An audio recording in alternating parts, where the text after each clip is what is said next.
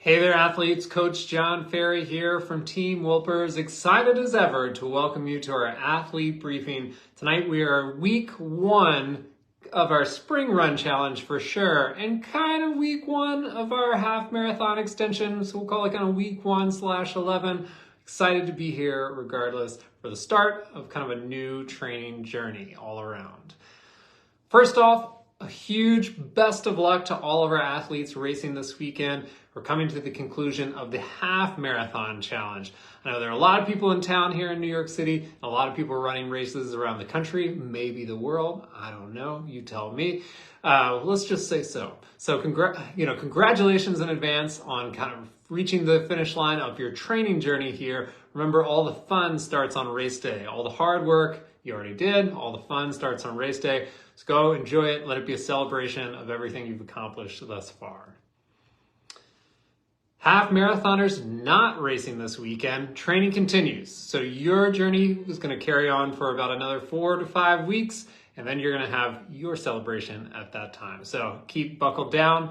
Spring Run Challenge runners, it is time to get started. So speaking of which, let's talk about our goals for these kind of two challenges here, both Spring Run and half marathon extensions. A half marathon extension is really meant to keep the training of the half marathon challenge going until a race weekend at the end of April. In particular, this year, keeping it going to the Nashville Rock and Roll Half Marathon, where I know once again we have a huge amount of Team Wilpers athletes coming down. Should be a very fun and exciting weekend. And once again, I know there are a lot of people doing other races all around. Will be very fun and exciting for you. Hopefully next year we can all be together at the same place. That's the goal, one of these days.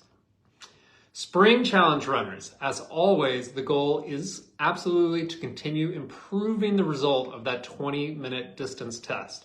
But for those athletes that like to take their running to the road and road racing in particular, these are going to be real energy zone targets for 5K to 10K style of racing, a lot of race distances that become very popular here in the spring going into the summer.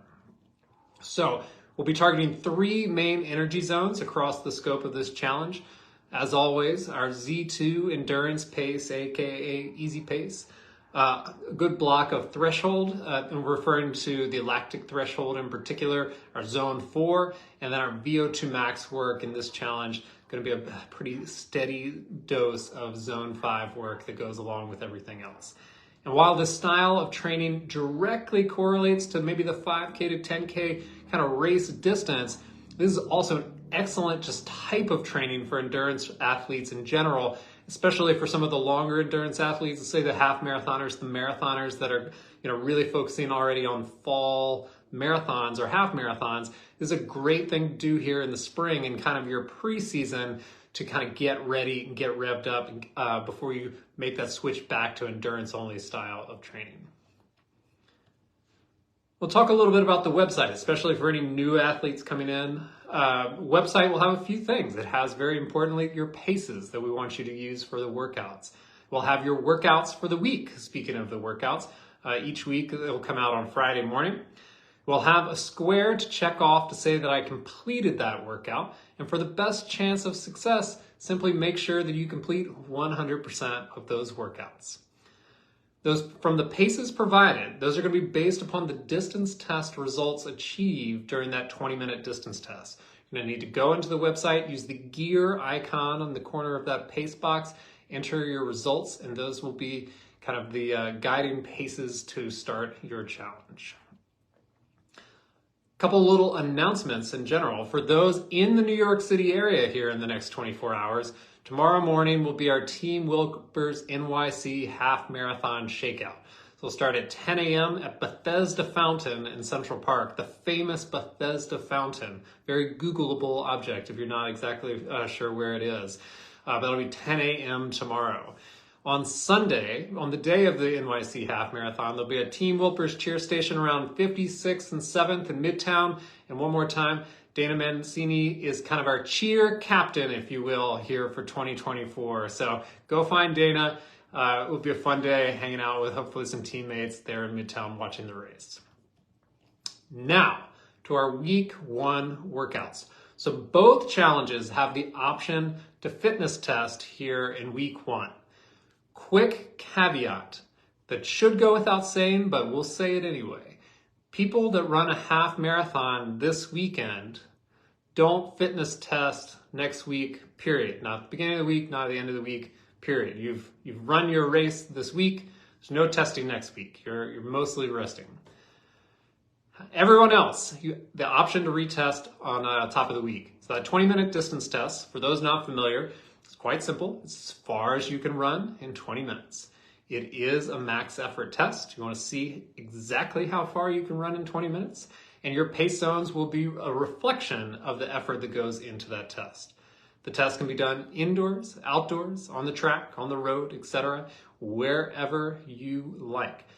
A suggestion might be that I would do the test in the same condition in which I plan to do most of my training. So if you plan to do your training outside, especially as the weather gets nice, makes sense to test outside, etc. A couple little quick tips to prep for this test is to rest up, give yourself a good shot at success. So I don't want our half marathoners turning around 48 hours later and testing. That's not a great shot at success, to come in well rested. Don't overthink this. The situation doesn't have to be perfect. The conditions don't have to be perfect. Just kind of toe the line, 20 minutes later, stop, record your distance. As best as possible, no holding back. Not everybody can just run as hard as possible for 20 minutes. I get it a little bit challenging, but no holding back. We want to see exactly how far you can go. This is just the baseline to compare to 8 weeks from now. And because this is the baseline here in week 1, I'm not going to talk a lot about strategy for this test. Just want you to give it a good, hard, honest effort. Once again, record the result, enter it to get your paces for the challenge. We'll reassess more at the end of this 8-week block. Both groups have an option B. Spring challenge runners, your option B is going to be that progression run. So if you've tested within the last 4 weeks, if you feel incredibly comfortable with your training paces, and or you're just not quite ready to retest, whatever it might be, we do that progression run to start the week. It's going to range from easy all the way to a little bit faster than half marathon pace. A great opportunity to practice pacing across the board. Half marathoners, if you're not testing, we're going to go and start the week with an endurance run with strides, a workout that you've done many times at this point. This is just endurance work. Use those strides to open up your gait a little bit. Just have a teeny bit of push there. We're going to wait till the midweek to get our key workout in this week. Speaking of, key run number 2, spring run crew. VO2 max run to kind of kickstart this week after your test. Kind of tough for week 1. VO2 max run, 1-minute intervals, kind of on and off. So we'll call it VO2 max 101. No pun intended there of what we're doing here. It's kind of a very much an intro, a workout that's going to push you a little bit, but certainly not push you over the edge. So it should feel like a tough effort, but just on a kind of a bit of an RPE scale. VO2 max is something that maybe you could hold for 12 to 15 minutes consecutively if you had to. So running for 1 minute, once again, feels tough, but not too bad. The recovery interval there is going to be a 1-to-1 work to recovery ratio, so pretty ample also. However, make sure you take those recoveries nice and light. So the goal is to actually get some genuine recovery there and then be able to go back into that next session or the next interval, feeling kind of ready to go. Half marathoners, your run number 2 is a half marathon pace workout. So these are kind of the exact opposite of that VO2 max workout there. We're looking at long sustained sets of half marathon pace and relatively short rest on these efforts. So that's the big difference between the VO2 max work and the tempo work. Long sustained efforts and tempo, relatively short rest periods. Another great race preparatory workout here, that half marathon pace workout. For all runners across both of these kind of key workouts of the week here, the thing that really makes them or the key element that you really need to go after is proper pacing of these workouts. Don't overshoot your pace early in the workout. That's kind of the key to disaster in both the VO2 max and the tempo workout here. Want to make sure to kind of settle into it early, maybe ease up to that pace and hold it instead of overshoot the pace and try to back down. So you want to find it, you want to run a nice, good, controlled running interval, and then back down to easy. As kind of any of these pace ranges, finding and coming in and out of it definitely gets easier with repetitions. Don't beat yourself up if it doesn't happen immediately. Repeat the process, repeat the process. It does get easier. We're gonna keep the photo challenge going again into the new challenge structure here. So the week 1 challenge is gonna be the Here We Go Again challenge. So whether you're continuing your half marathon training or starting a journey with the spring run challenge, I hope you're ready to start with a bang. Hence the Here We Go Again week 1 photo challenge. Just share a photo or story showing how you're ready to get going. Make sure to tag @TeamWilpers, @TeamWilpersRunning, and use hashtag #TeamWilpersRun to participate. Just a couple questions that came up from the group this week, which is great. It means everyone is geared up and ready for their half marathon weekend, which I'm pumped by. So, question 1 here was, I've been very sick the last 2 weeks and have not run except for a few short runs. I was up to 10 miles in my long run before that. My race is in 4 weeks. Where should I start with respect to long run distance? And we've talked plenty about kind of how to come back from illness and injury sometimes, but this is kind of an interesting one because we've got a timeline associated with it. We're approaching the race. However, what remains still to be true is step 1 is to make sure you're fully healthy. Coming back too soon can kind of prolong the illness, create a bad training situation for longer, not to mention continuing to feel worse for longer, which is not ideal either. Step 2 is when you come back in, despite where you are in the training block, even as you approach your key race, come back in easy, all easy pace running, even reduce the pace from your standard easy pace while you try to rebuild the volume. And for my money, equally importantly, we want to reestablish that routine. So if you've been running 4 days a week previous to that illness, you want to try to get back in, try to get those easy sessions in 4 days a week, get your volume back up as close as possible to where you left off. In terms of the long run in particular, this would be a situation, especially if I have a long relationship between myself and the athlete, where I'll give an athlete a very wide range. The good news is you're already up in the scenario at 10 miles, at double distance mileage there. You left off in really great shape. You're not going to lose a ton of fitness over those 2 weeks. The best thing you can do is just kind of be a little bit easy on yourself coming back in. So in this particular scenario, I'd probably say, I want you to go out and have a good, easy long run. Could be anywhere from 6 to 10 miles. And if things aren't feeling great, I'd be very happy for that athlete to end at 6, especially because you got a couple more weeks for opportunities for better long runs. So I don't want you to max it out right there. On the flip side, if things start clicking, things are connecting, I want to give them the opportunity and sort of the window to take it all the way up to that 10-mile marker, maybe where they left off. I think the best thing maybe to consider in this scenario is I want an athlete at almost every long run to walk away knowing that they had a lot more to give. Even if it's the longest effort or the longest run that they've done as part of a training block, I want them to finish knowing that there was more gas in the tank. There was I can't remember the exact reference I read about it, but a pro runner talking about, if you finish a workout and you're completely gassed and you had no more to give, you accidentally just ran a race. And we don't want you racing and training. The way you want to be finishing workouts knowing you have more to give.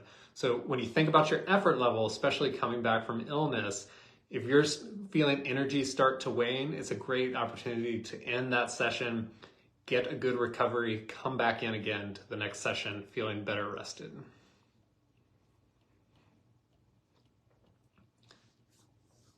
Our next question here was, I'm trying to be better about sun protection and realize while I use sunscreen, it's probably worn off not long into a longer run.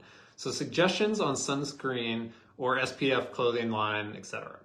So it was a great issue to bring up, actually, especially as temperatures are starting to rise a little bit. Although this is not exclusively a warm weather issue, it's something we should be cognizant about year-round. It certainly becomes more prevalent in the summer months. We tend to shed a lot of layers as we come into the summer months. So a very topical time to discuss this. So starting on the sunscreen kind of issue there's actually been a ton of advancement in sunscreen over the last not that many years, even 3-4 years, not only in the chemicals that we're using in sunscreen and trying to be more thoughtful about their impact on the environment and but also and us as humans, but also their ability to withstand sweat, their ability to dry faster. So there are really good running sunscreen options out there. It might be that kind of the opportunity, or not the opportunity, it might be the moment where it's worth spending a little bit of extra money to get something that is going to be more pleasant. There's nothing, it's not awesome to have it start running into your eyes within moments of starting your workout. Once again, very Googleable search of just really good running sunscreen brands out there. As I said, there's kind of long lasting. There's some quick drying, because traditional sunscreens, you want 15 to 20 minutes for it to kind of set into your skin before you head out. If you don't remember or don't kind of get ahead of that, there are some that dry in as little as 2 minutes now. So I would do some research on this. I think there are a lot of good brands. It's definitely worth wearing sunscreen while you're out, especially in the summer months, especially if you're starting to kind of go down to, say, something like a tank top to stay cooler in summer. Clothes. Clothes can be a great barrier from the sun here. While it doesn't come to mind naturally to start wearing longer layers in hot weather months, it's not crazy either. A super light, breathable long sleeve can absolutely keep the sun off your skin. There are a lot of incredible brands out there now that are designed and marketed specifically to be sun protectant and usually come with their own SPF. So before you think I'm crazy for recommending wearing some long sleeves in kind of hot weather or summer months, when you look at athletes in some of the most extreme situations, let's take a race like the Badwater Ultramarathon that's run through the desert. You're gonna see a lot of those athletes, especially during the dead heat of day, wearing long sleeves. A lot of white, a lot to kind of reflect the heat as best as possible, but they're doing that to keep the sun off their skin, prevent that sun damage, sun burning, etc. So it's absolutely worth considering. Hats, visors, etc., great options. Once again, have come a long way, even in the recent years. So great advancements on the material, the actual material. It's super light, super breathable, does keep a little bit of sun off your face and can stay cool. In recent years, the introduction of the performance bucket hat is widely available. I had an athlete tell me that that was too nerdy for them. I'm an owner of a performance bucket hat, so I get out definitely on some hot weather days, especially if I'm gonna run near the coast, the beach, somewhere closer to the equator where the sun's a little bit more intense. My complexion does not fare well for a lot of hours in the sunshine unprotected. So in comes the performance bucket hat. And then there are hats that basically that fit any model at this point. Hats with holes for thick hair, ponytails, whatever it might be. All are great ideas to keep the sun off your face. Ultimately, we want everyone to have an incredibly long and healthy relationship with running. So as science continues to show the damaging effect of sun, it is absolutely something that you should consider on a daily and weekly basis as you're planning your runs, so make sure you stay safe out there. Otherwise, that'll be all for this week. One more time, a huge good luck and congratulations to the half marathoners out there. And for everyone else, a huge congrats for kickstarting a new leg of your journey. And we hope to see you back here next week. Have a great one.